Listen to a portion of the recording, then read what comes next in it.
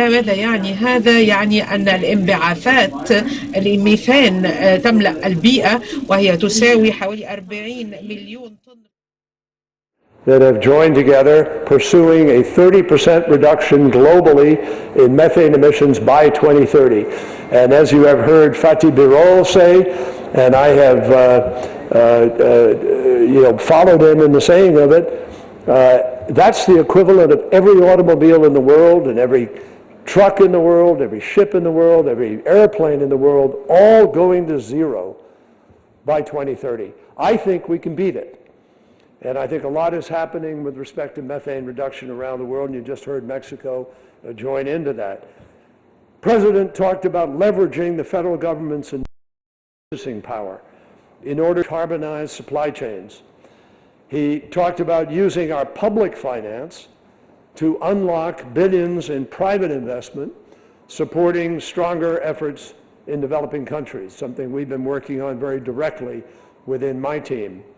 And he also talked about helping those most vulnerable nations to withstand, if not avoid, the ravages of the climate crisis.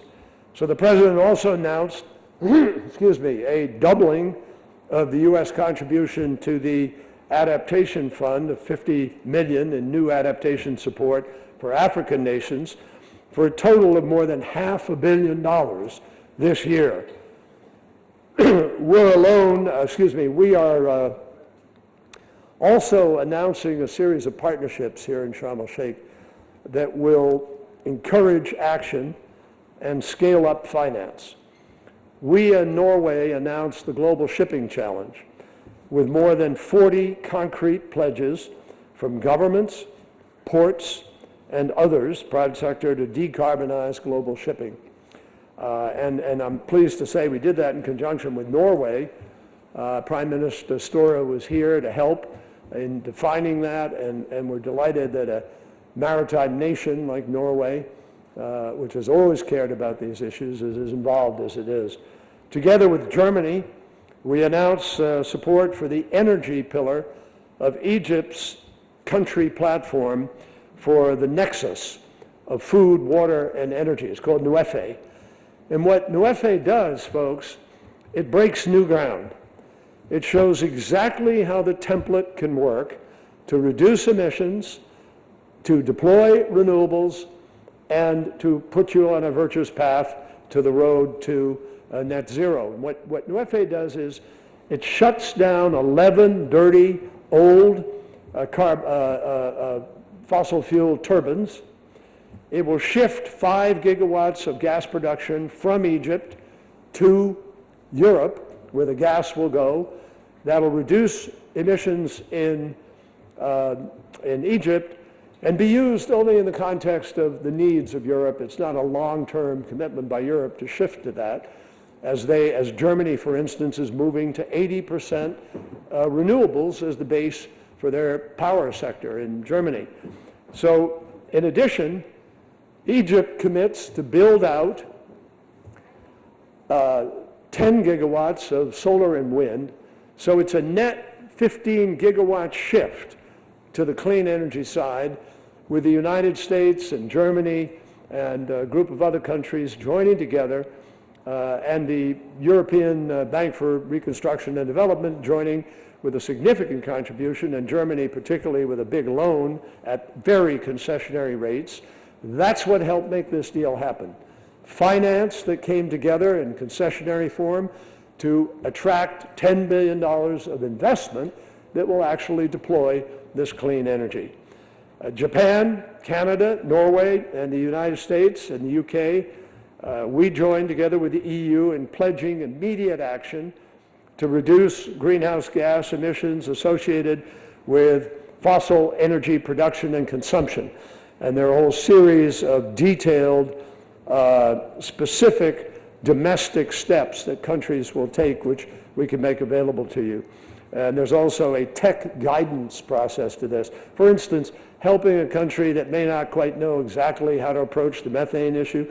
There are a lot of techniques for tracking methane, understanding. It's also pretty basic, low-tech enterprise. It's also the cheapest, fastest, most effective way to rapidly reduce emissions and to rapidly hang on to the possibilities of 1.5 degrees.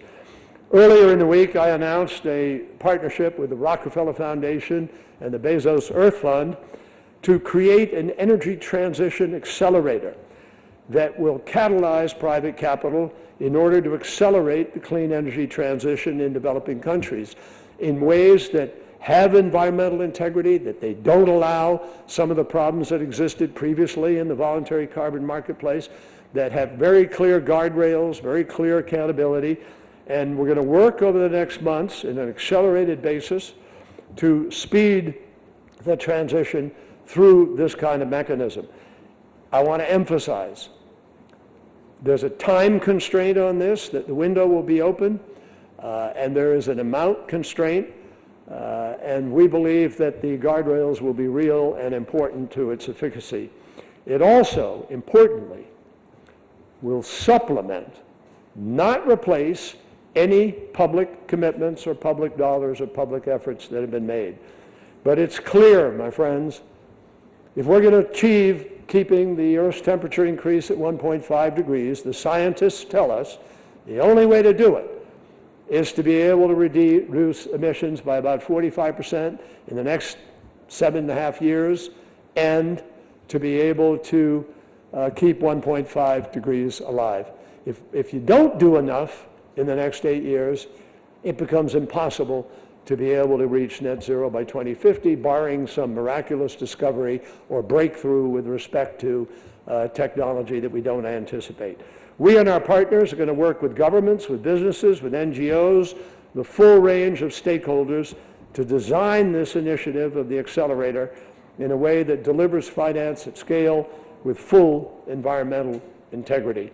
We're also going to dedicate a portion of the finance that is generated to support adaptation in vulnerable countries, because vulnerable countries have a lot of trouble in attracting adaptation money, notwithstanding the fact we're doubling it through the public commitment. That still is not enough, and we need to do more. So, my friends, we've made great strides this year, building out of the strides we made in Cop26 when we raised global ambition from a minuscule percentage to 65% of global GDP in the 20 largest economies of the world committed to keep 1.5 degrees alive. And now that underscores the urgency of bringing some of that other 35% on board. We will have an announcement in a matter of days about the role that Indonesia can and will play in this endeavor. You just heard from Mexico. And Mexico indicated a significant step forward, which wasn't counted last year on the plus side. You also have Vietnam, which raised its NDC, and I believe there are other, Indonesia, UAE, Thailand, and some smaller countries have all raised their NDCs. Now, I want to emphasize, we have specifically called on countries whose emissions continue to rise and whose 2030 targets are not yet aligned with the Paris temperature goal, which was required and set forth in the Glasgow Agreement. Alignment with Paris. And we call on those countries to review and strengthen their targets this year, as the community of nations has called for and are, for the most part, working to achieve. Now, one of our goals in Sharm is to continue to grow the number of countries that will hold themselves up to accountability for tackling what is needed to align ourselves, all of us, with the Paris Agreement. On the complex issue of loss and damage, I want to make it clear, and I said this months ago to many of you, we did support, and we encouraged making loss and damage an agenda issue. And what that means to lay people about in terms of COP talk, being an agenda issue means it is required that it not just sit there, that it not just be talked about, there must be an outcome of some kind. So we will be working towards that outcome. And we have heard the cries of our vulnerable partners. We've seen them with our own eyes. What happened in Pakistan, what's happening in other countries around the world. And so it is vital that all of us recognize there are some countries being affected much more than others and much less capable of being able to respond. And we share the responsibility, as President Biden has clearly said, to help come up with a means of dealing with that. So we are engaged intensively with our friends to work through the various proposals, there are a lot of them, and find the best ways of harnessing the capacity of existing institutions and fill the gaps in the response thus far. So there, as I said, a lot of proposals out there. We're going to have intensive negotiations over the next 6-7 days during the ministerial portion of this conference. And I'm confident that we can get where we need to get to. So if other countries with major emissions could articulate what they are doing, some of them are doing a great deal, but it's not clear to the world exactly where that takes them. And if we could clarify that in the days ahead, it would be really useful for all of us because that will help shape the rest of the response. In addition to what I've described, we had the First Movers Coalition come together. It started at 25 countries in Glasgow. It's now up to 65 countries, including major new additions, General Motors, Federal Express, others, who have come aboard to send a demand signal to the marketplace that they want to buy green products. They're paying a premium to buy those green products in order to kick the wider marketplace into gear. And we've seen how this has galvanized actions. In addition, today I co-chaired with Ghana the creation of the Forest Climate Leaders Partnership, which had about 40 countries there, I think. Anybody have the precise number? I don't have it. But many countries, Germany, France and Britain, UK, Ghana, Pakistan, a host of less developed countries, Indonesia, African countries, South Asian countries, and that's going to be, I think, a developing powerful force for forests. We had an observer from Brazil, which is exciting, and a few observers from four other countries, 5 observers in all. We hope they will join ultimately. Each of those observers has a very special role to play in the saving of the Amazon and the Congo Basin and other great forests of this planet. So with that, let me open it up to questions, and happy to see what we can do with the time that is left. I think I'm supposed to call in a few folks here. Valerie Volkovici from Reuters.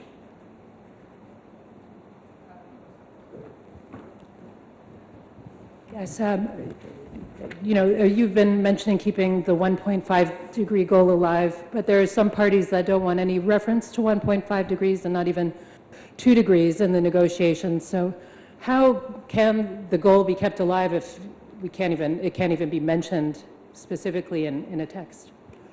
You're absolutely correct.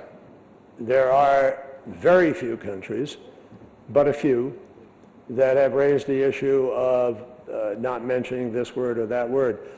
But the fact is that in Glasgow, that was adopted. The language is there.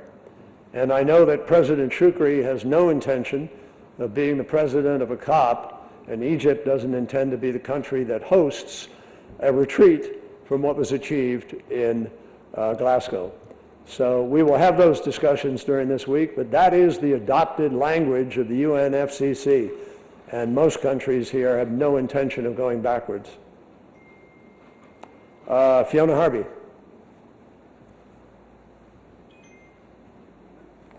Is Fiona here? Yeah, there she is. Sorry. Fiona Harvey from The Guardian. Thank you very much. Can you hold it up close and personal? Yeah, is that better? I'd like to ask on loss and damage. When does the United States envisage paying into a facility for loss and damage? And do you think that large developing countries like China should also be paying into such a facility? Thanks. On loss and on the question of a facility, frankly, I don't think anybody has fully defined what a facility is or what shape it might take. And there are all kinds of different views about what that would be. And I don't think anybody, I mean, not a lot of people that I know want to sign off on something that's not even yet fully defined. But we've promised, and we will engage in a very real and genuine dialogue about how do we do this best. It's complicated. A lot of people don't think about this fact, but there are a whole bunch of countries that have been burning coal for 70 or 80 years that have also contributed to the problem where we are. How do you manage that? Is it comparative, isn't it? They're really tough issues here. And so what we want to make sure is that we come up with an arrangement that satisfies people that we are serious in moving forward, and also we will come out with an agreement, I'm confident, on what the financial arrangements should be. That may well happen, and we supported this, before 2024. It could well happen in the next months. It could happen during this year. It may be an outcome at Cop28. And we're very encouraging of getting this satisfactorily agreed to and move forward, because there's a lot more we have to focus on, including how we get full alignment from all the countries that are here with the basics of keeping 1.5 degrees alive. So as I say, we are totally supportive. As Sue Beniaz, our lead negotiator, has been deeply involved in this discussion for months. We've actually been negotiating on this and working on it for a few months. So we're making some progress. That's how we got the agenda item in. That's how we've made the progress that we've made to date. And I feel very confident that we'll find a way to resolve that and not have it be a contentious tear-apart item on the agenda. Mona from Nile TV. Egyptian. I'm representing the Egyptian television, sir. This is me. I'll come back. Don't worry. I'm here to be shot at until I leave. I'm also the Egyptian There we television, go. so it's Mona I know Mosai from you are. Nile TV. Thank you so much. Thank you very much. Thank you. And this summit is delivering for people and the planet, right? This is the main theme. We have heard yesterday, the President, the U.S. President's pledges he made for the U.S. and definitely for all the world and all the vulnerable countries. My question goes two ways. First, delivering. When would words change into real deeds, if this will be possible? And the pledge that we've heard yesterday for Africa, $150 million, that was the pledge. We are the most vulnerable countries here in the Middle East, in Africa. And I suppose that 150, do you think this is enough? No, Thank you so of course much. not. Of course 150 is not enough. I think the President's words were as a down payment. The way our budgeting works in the United States, you have to get, obviously, the Congress to appropriate money, and that obviously was not able to happen with the elections and everything going on right before the President left. But leaving that aside, when President Trump was there, he zeroed out the money for climate. Zero money under President Trump. And in the first year that a president comes in after our presidential election, which would have been last year, 21, he has the president's budget. So for the first year, last year, President Biden had President Trump's budget, which had no money. President Biden doubled the money that was going to be put in, and he put in a significant amount of money. This year he has $3 billion, I believe, as part of his $12 billion program called PREPARE. And PREPARE is the President's emergency program for adaptation and resilience. And he is fighting to get that additional $3 billion this year. Our budget has not been done yet. Now that the elections are over, that negotiation process will come. It usually takes sort of into December, and then we'll know exactly what the dollars will be. But in addition to the $12 billion that he's trying to put in there. He has doubled, quadrupled the amount of money, calling for $11.4 billion to go into the process of making up the 100, which he has promised will be fully funded by next year. So, you know, we're making progress under tough circumstances. But this question is exactly the reason that I have proposed, that we have proposed, the United States put on the table, this accelerator. Because as I've traveled around the world and I meet with presidents of countries who say to me, we'd be happy not to have to develop gas, but can you help us with technology and funding to deploy the renewables?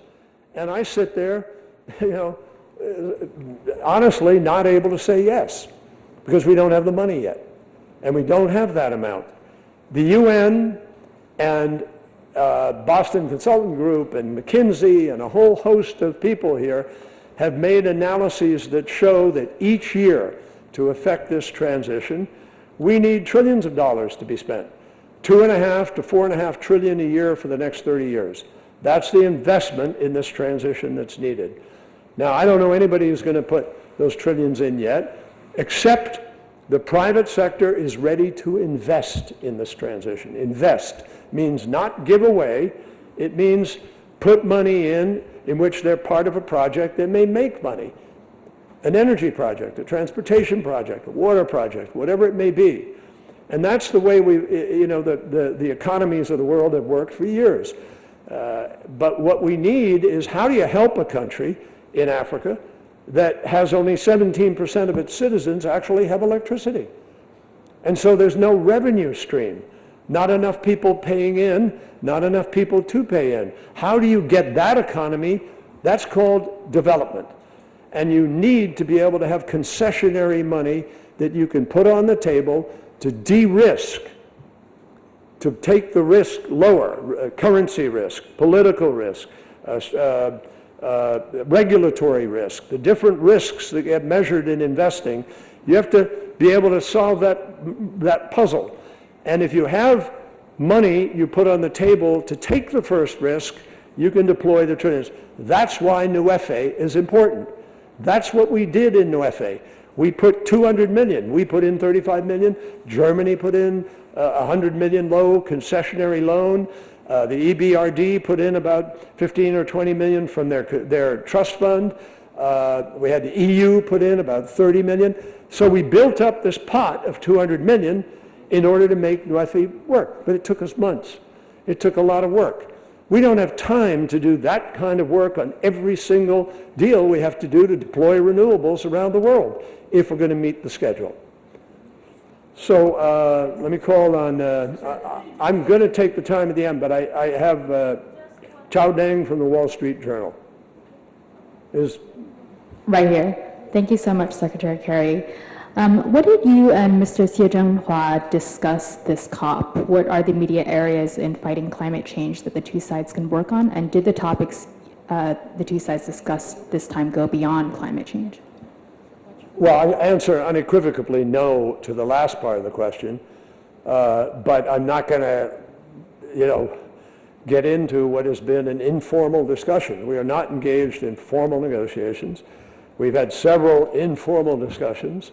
I think we're both waiting to see how things go at the G20, and hopefully we can return. I've said again and again that the climate crisis is not a bilateral issue, and no country should, do anything except come to the table to help us solve a global crisis, an existential issue that involves every nation in the world, including our friends in China. So, I mean, we need to make this happen, and we're just sitting tight, and we'll see where we go.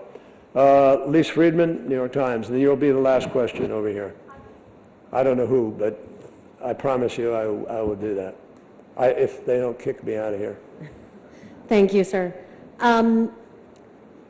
Back to loss and damage, just to clarify, has there been any change in the U.S. position on a new financing facility?